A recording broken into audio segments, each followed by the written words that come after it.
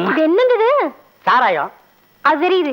ஏனுக்கு இப்படி வெளியில வச்சு குடிக்கிறீங்க? இது அமெரிக்கன் ஸ்டைல். நாங்கெல்லாம் ஃபாரின் ஸ்டைல் எப்ப கத்துக்கிறது? அது சரி. அக்கம் பக்கத்துல யாராவது பாக்க போறாங்க. உள்ளார வந்து நான் உள்ள வர மாட்டேன். வந்தா நீ ஓட்ட மாதிரி கேப்ப. கட்டின பொண்டாட்டி அடி. புருஷன் சாராயம் குடிக்கும் போது பொண்டாட்டி என்ன செய்யணும்? குடுகுடுன்னு ஓடி போய் வெங்காயத்தை நிறைய வெட்டி போட்டு ஒரு ஆம்லெட் கொண்டு வா. போ. எதையோ நாய் நக்கிக்கிட்டு இருக்கு.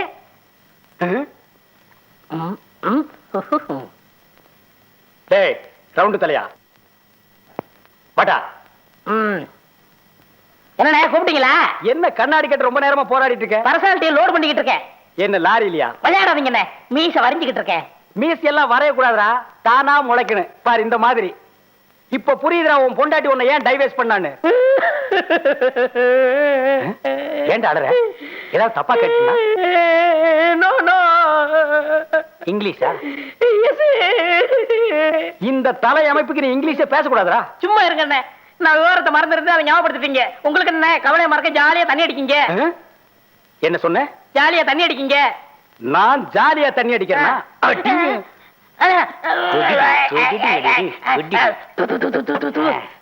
என்ன செய்யுது? நான் கெரியுதா?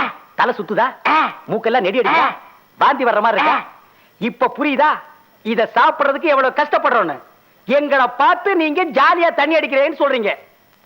டேய் இத சாப்பிடுறதுக்கு முட்டை, ஆம்லெட், வறுத்தகரி ஒண்ணுமே இல்லைன்னா ஊறுகாயை தொட்டுட்டு பொறுப்போட உள்ள இருக்கிறோம்.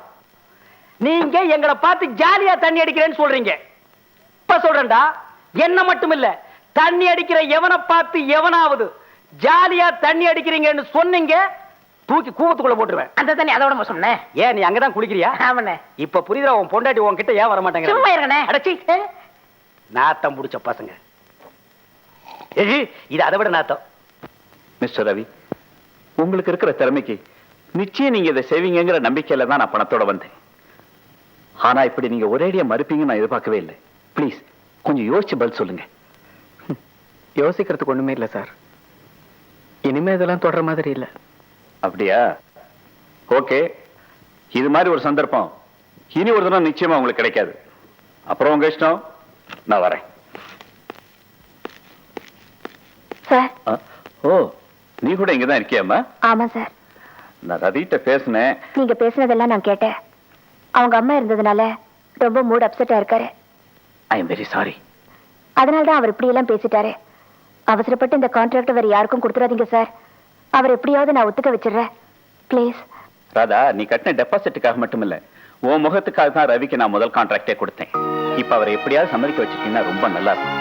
ஏன்னா இது 1 கோடி ரூபாய் ப்ராஜெக்ட். இதை மட்டும் ரவி செஞ்சாருன்னா எனக்கு மட்டும் இல்ல, ரவிக்கும் பெரிய லாபம் கிடைக்கும். நீ அவரோட வெல்விஷர். நீ சொன்ன அவர் நிச்சயம் கேட்பான்னு நான் நினைக்கிறேன். நான் வரேம்மா.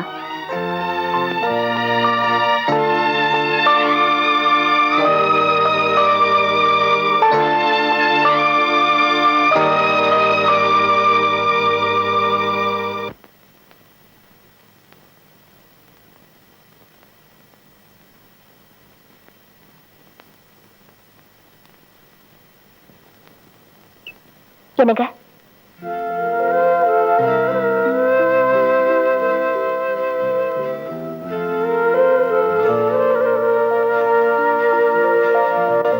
வாழ்க்கையில முன்னுக்கு வரணுங்கிறதுக்காக நீங்க எவ்வளவு கஷ்டப்பட்டிருப்பீங்கன்னு இந்த காம்பவுண்ட்ல இருக்கிறவங்க சொல்லி நான் கேள்விப்பட்டிருக்கேன்.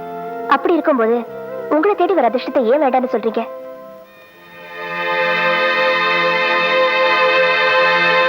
என்னடா இவ அதிக பிரசங்கித்தனமா பேசுறாளன்னு பாக்குறீங்களா? எனக்கே தெரியாம எனக்காக டெபாசிட் கட்டிட்டு ஒண்ணுமே தெரியாத மாதிரி இருக்கே. உன்னை பத்தி தான் நினைச்சுக்கிட்டு இருக்கேன். அது வந்து நான் நீ கான்ட்ராக்டர் கிட்ட பேசிக்கிட்டு இருந்ததை நான் கேட்டுக்கிட்டு தான் இருந்தேன். இந்த காம்பவுண்ட்ல யாருக்குமே இல்லாத அக்கறை என் மேல உனக்கு எதுக்கு? ஏ, உங்க விஷயத்துல நான் அக்கறை காட்டக்கூடாதா? பிடிக்கலன்னு சொல்லிடுங்க. இனிமே உங்க விஷயத்துல நான் தலையிடவே மாட்டேன். இல்ல ராதா, உன்னை என்னால புரிஞ்சுக்கவே முடியல. புரிஞ்சுக்கிற நேரம் வரும். அப்ப நீங்களே இந்த ராதாவை பத்தி நல்லாவே புரிஞ்சுக்குவீங்க. நான் சொன்னா நீங்க மறுக்காம சம்மதிப்பீங்கிற ஒரு நம்பிக்கையில தான் உங்ககிட்ட சொல்றேன். நீங்க பெரிய ஆளா வரணுங்கிறதானே உங்க அம்மாவோட ஆசை. இப்ப அவங்க நம்ம கூட இல்லாம இருக்கலாம். இருந்தாலும் அவங்க ஆசையை நிறைவேற்றுறது உங்க கடமை இல்லையா? அதனால இந்த 1 கோடி ரூபாய் கான்ட்ராக்ட் எடுத்துக்கோங்க ப்ளீஸ், எனக்காக.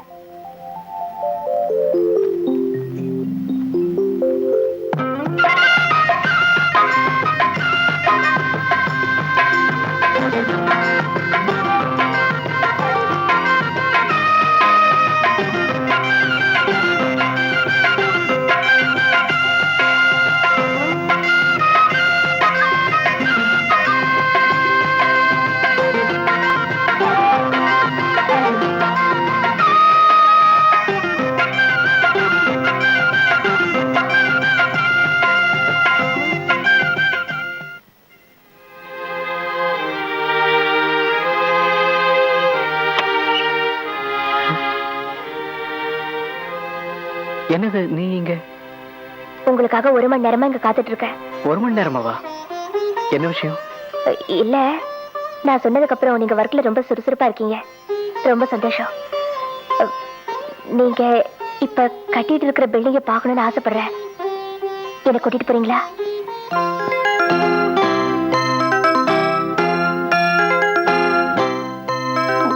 ஒரு நிமிஷம், இதை வந்துடுறேன். என்ன விட ரெடியே தானே வெளியே வந்தாரு.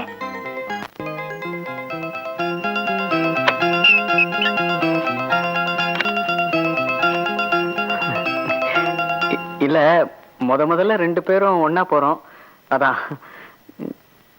சட்டை பிடிச்சிருக்க? ரொம்ப நல்லா இருக்கு. தேங்க்யூ.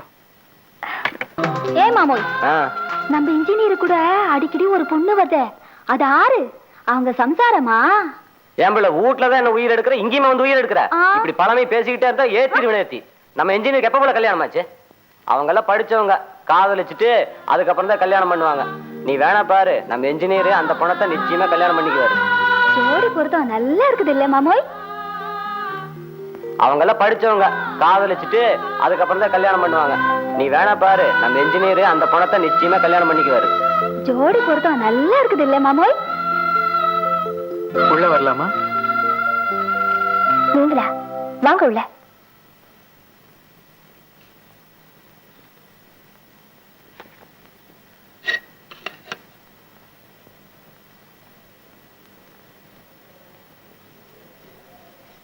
என்ன விஷயம்? தயக்கப்படாம சொல்லுங்க. இந்த மெழுகு பொம்மை ரொம்ப அழகா இருக்குல்ல? சொல்ல வந்ததை சொல்லுங்க. இல்ல, இன்னைக்கு பில்டிங்ல நம்ம 2 பேரை பத்தியும் பேசிட்டு இருந்தாங்கல்ல, அத பத்தி நீ என்ன நினைக்கிற? என்ன பதிலே காணோம்? 4 பேர் 4 விதமா பேசத்தான் செய்வாங்க. பேசுறதெல்லாம் நடந்துருமா என்ன? இல்ல ராதா, அது நடக்கணும். நீங்க சொல்றது? ஆமா ராதா, நான் ரொம்ப நாளா சொல்லணும்னு நினைச்சுக்கிட்டு இருந்ததை இன்னைக்கு கூலி வேலை செய்யறவங்க சொல்லிட்டாங்க. I love you.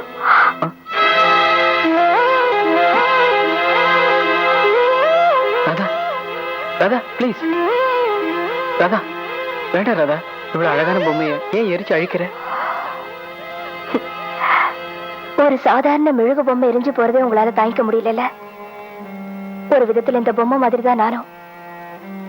ஒரு சின்ன வித்தியாசம், இதுக்கு உயிர் இல்ல, எனக்கு உயிர் இருக்கு, அவ்வளவுதான். என்ன சொல்ற? எனக்குள்ளேயே மூடி மறைச்சு வச்சிருந்த விஷயத்த இன்னைக்கு நான் உங்ககிட்ட சொல்ல போறேன். நான் ஒரு பெரிய பணக்கார வீட்டு பொண்ணு. எங்க அப்பா அம்மாவுக்கு ஒரே வாரிசு. எனக்கு ஒரு சின்ன எறும்பு கடிச்சா கூட அவங்களால தாங்கிக்க முடியாது. அப்படிப்பட்ட எனக்கு அடிக்கடி தலைவலி வர ஆரம்பிச்சது. இதை நான் யாருக்கிட்டையும் சொல்லாமையே இருந்தேன். ஒரு நாள் தலைவலி தாங்காம டாக்டரை கன்சல்ட் பண்ண.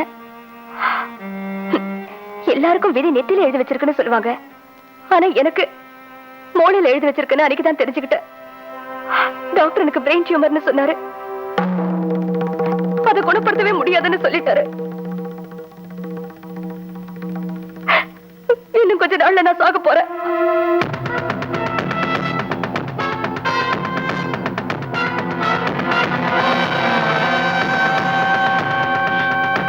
சாகத்தை பத்தி கூட நான் கவலைப்படலைங்க. இந்த விஷயம் எங்க அப்பா அம்மாவுக்கு தெரிஞ்சு இங்க எனக்கு முன்னால போய் சேர்ந்துருவாங்களோங்கிற பயத்துல அவங்களுக்கே தெரியாம யாரோ ஒருத்தர் கூட ஓடி போறதா அவங்க நம்பும்படியா ஒரு பொய்யான லெட்டர் எழுதி வச்சுட்டு நான் இங்க வந்தேன். அவங்கள பொறுத்த வரைக்கும் நான் ஓடி போயிட்டேங்கிற ஒரு குறை தான் இருக்கும். ஆனா நான் எங்க இருந்தாலும் உயிரோட இருப்பேங்கிற ஒரு நம்பிக்கையில அவங்க உயிரோட இருப்பாங்க இல்லையா? நீங்களும் சொல்லுங்க, அவங்களத்தான் நான் ஏமாத்திட்டேன், உங்களையும் ஏமாத்தணுமா? ரவி, நான் இங்க வந்து உங்களோட பழகினதுக்கு அப்புறம் நானும் உங்களை காதலிச்சேன், இல்லன்னு சொல்லல. பைத்தியக்காரத்தனமா வளர்த்துக்கிட்ட இந்த காதலை நானே அழிச்சுக்கிட்டேன்.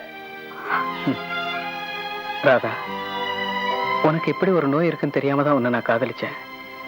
தெரிஞ்சதுக்கு அப்புறம் என் முடிவை சொல்றேன். நான் உன்னதான் கல்யாணம் பண்ணிக்க போறேன். ரவி, இல்ல ராதா, ஒரு வருஷம் இல்ல, ஒரு மாசம் இல்ல, ஒரு நாள் கூட இல்ல, ஒரு நிமிஷம் வாழ்ந்தாலும் நீதான் என் மனைவி.